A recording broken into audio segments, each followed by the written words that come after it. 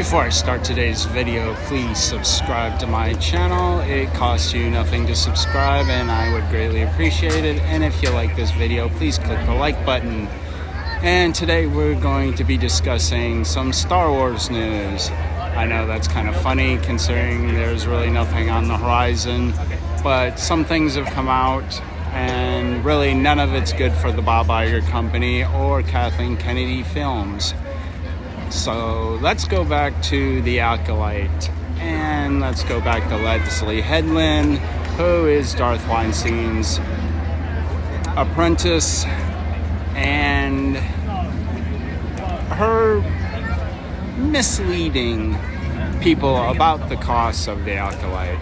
You remember she said it was 180 million. Notice she didn't say dollars. That's because we have recently found out, because of tax filings in Britain, that it was 180 million pounds, which comes out to about $230 million.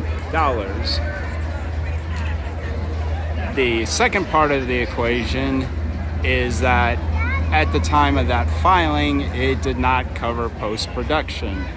And we know that the Bob Iger Company does a lot of stuff in post-production. It is quite entirely possible that this train wreck of a television show, this complete dumpster fire, may ended up costing the Bob Iger Company close to $300 million just in production, and that does not include probably another $100 million in marketing. So it is no wonder that the Bob Iger Company pulled the rug out from under season 2 almost the minute season 1 finished.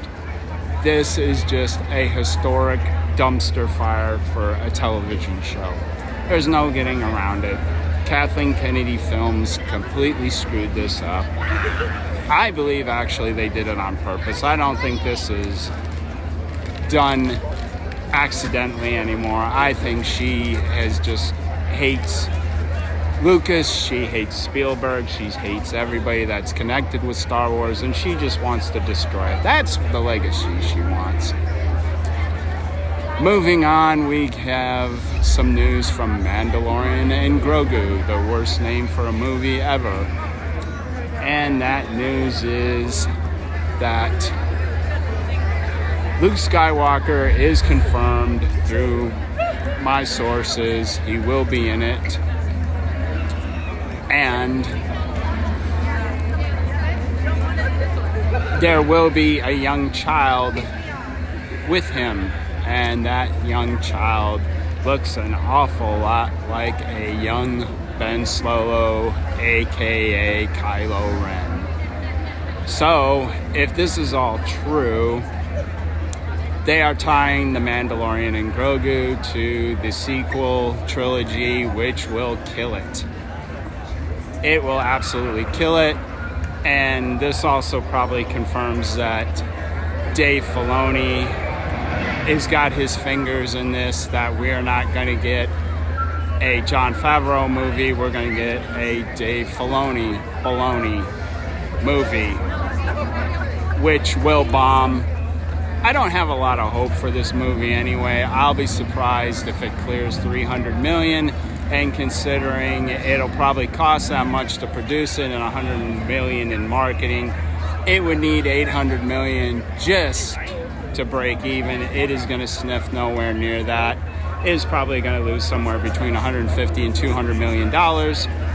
The other rumor I heard is that in the beginning of this, they were going to have Bo-Katan be the new Mandalorian, that she was going to assume the mantle at the end of the movie.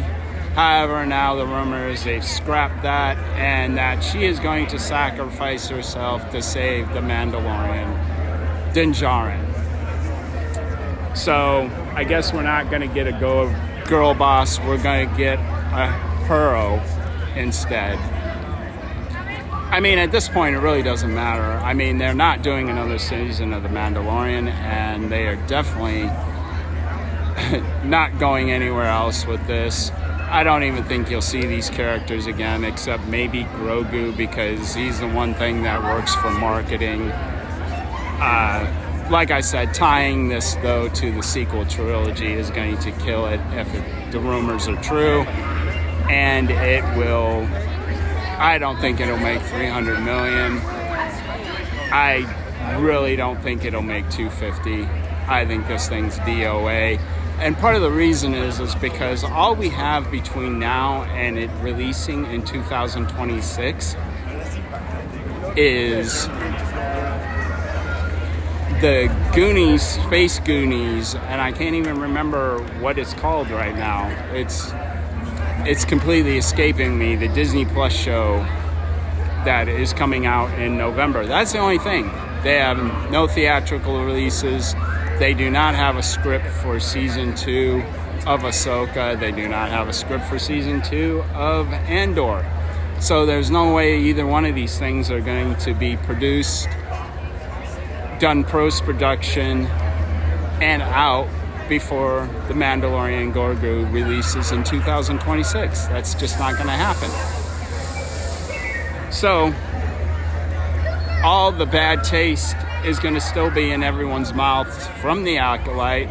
I don't think anyone's going to watch the Goonies in space.